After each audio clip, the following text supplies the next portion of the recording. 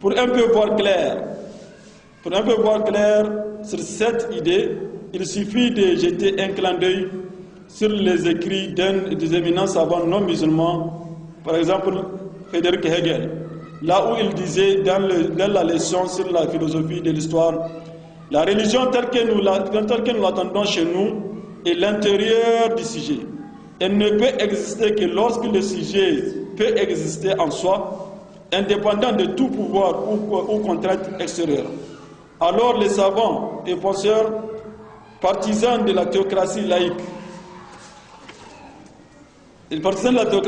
égalitaire, régie par un code de loi valable pour tous, doivent redoubler d'efforts pour la vulgarisation, pour l'explication et l'application des textes afin d'éviter la dérive au plan juridique, politique et religieux.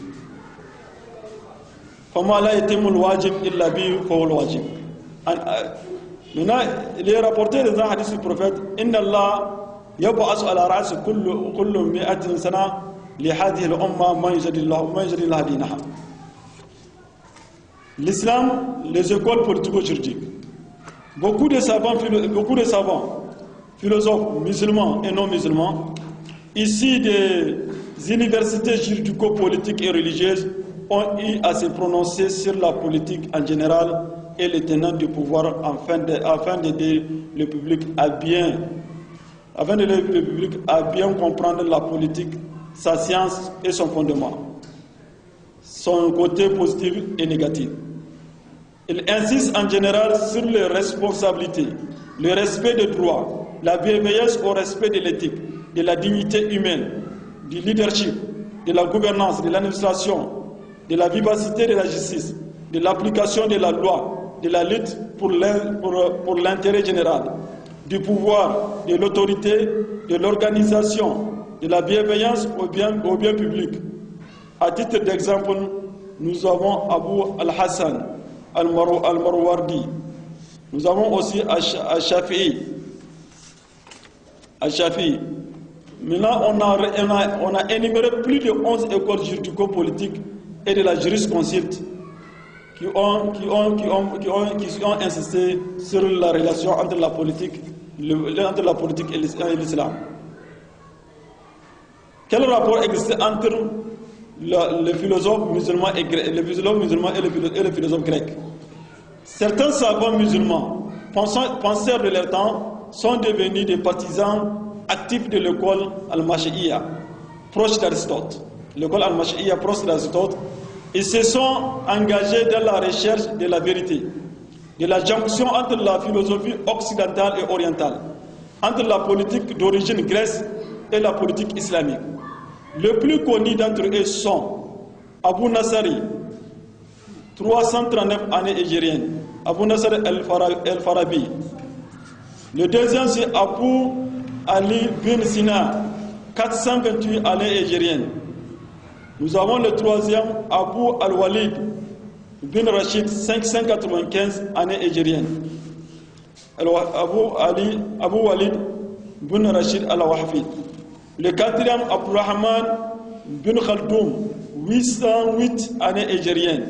Et le dernier, qui est le cinquième, Cheikh Rafa'at al-Tantawi, c'est un savant de notre temps qui était le recteur de l'université Al-Azhar dans les années antérieures. Abu Nasr al-Farabi. Qui est Abu Nasr al-Farabi? C'est un savant et philosophe musulman de l'année 339 années égérienne, élève d'Aristote. Il est l'auteur des œuvres philosophiques suivantes: Aray Ahl Madinat al-Fadila, Risalat al-Siyasa, Tahsil al-Sa'ada, Kitab al-Fusul al-Madina. Ces derniers livres, Kitab al-Fusul al-Madina, concordent bien avec la pensée de Platon et d'Aristote. Il est le père de la philosophie musulmane parce qu'il est le premier à bien approfondir ses connaissances sur ce sujet. Il est nommé deuxième Aristote. Qui est Abu Ali Sina? Abu Ali Sina, grand philosophe et politologue de son temps, vécu pendant la période 428 années égériennes. Il fut élève de Al-Farabi. Il a beaucoup profité de la pensée de son maître Al-Farabi et il est l'auteur de célèbres livres politico-islamiques Ashifa, une collection de sa pensée qu'il diffuse. La politique chez Ibn Sina. Chez Ibn Sina, la politique veut dire meilleure méditation et la réforme pour éviter les désordres. Hassan Tadbir ou Islah al-Fasad. Tout domaine a besoin d'une politique conforme et bénéfique selon Ibn Sina. On remarque dans son école, selon son école, Ibn Sina, la politique ne doit pas être l'affaire de chefs ou de leaders uniquement, mais elle doit être l'affaire de tous et exigeante de la compétence et du mérite pour le bien-être du peuple. Abu el-Walid bin Rashid al-Hafid, c'est un savant et penseur musulman de l'année 595, année hégérienne, très proche d'Aristote. Il se démarque de ses pairs idéalistes et élèves de l'école grecque d'Aristote par sa fidélité à la charia. En d'autres termes, il est le seul philosophe idéaliste de l'école grecque d'Aristote qui s'est resté sur la balance de la charia pour son idéologie. Pour cela, il parvient à faire la jonction ou à marier entre la science islamique al-fiqh et la philosophie, et entre le droit islamique, la charia et le pouvoir. Le dernier, Abraham bin Khaldoum, lui c'est un savant et penseur musulman né en 1808, année hégérienne. Il est l'auteur de célèbres livres Muqaddama, un modèle en religion chez les Arabes dans le domaine de la gouvernance et de la concrétisation du pouvoir et de l'autorité. La logique de Ibn Khaldoum est de se pencher sur la politique du temps, sans se substituer à la République de Platon, ou même à la cité de El-Farabi. Pour cela, il sort deux codes. Pour les sociétés et le peuple. Ces codes ont permis à Ibn Khaldoum d'être considéré comme le père de la sociologie et de la politique sociale. D'ailleurs même, les Occidentaux attestent qu'il est le premier à écrire en sociologie. Maintenant, le dernier, et qui me fait un autre exposé, c'est Cheikh Rafa'atou Tantawi, savant et penseur musulman de notre temps, mort récemment occupant le rang du recteur de la célèbre université islamique Al-Azhar en Égypte.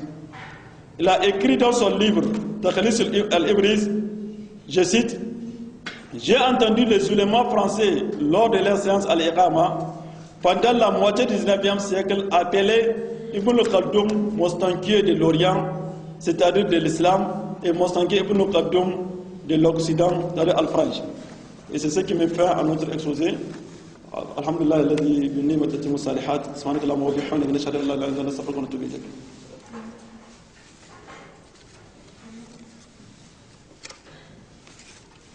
Merci de l'exposé.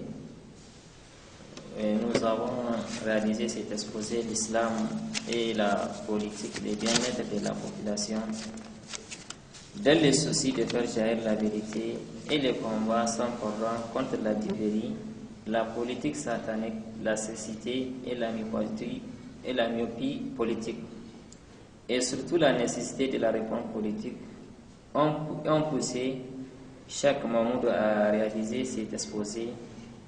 Nous remercions chaque Mahmoud et il se veut une lumière trompante et qui éclaire la vérité dans le monde des politiciens. Et nous rappelons que cet exposé constitue un support lumineux aux politiciens, aux politiques, aux partisans de la démocratie, aux religieux et aux autres qui veulent élargir leurs connaissances. Merci. Allahumma salli ala Muhammad wa ala Muhammad kama sallaita ala Ibrahim wa ala ali Ibrahim innaka Hamidum Majid. Allahumma barik ala Muhammad wa ala Muhammad kama barakta ala Ibrahim wa ala ali Ibrahim innaka Hamidum Majid.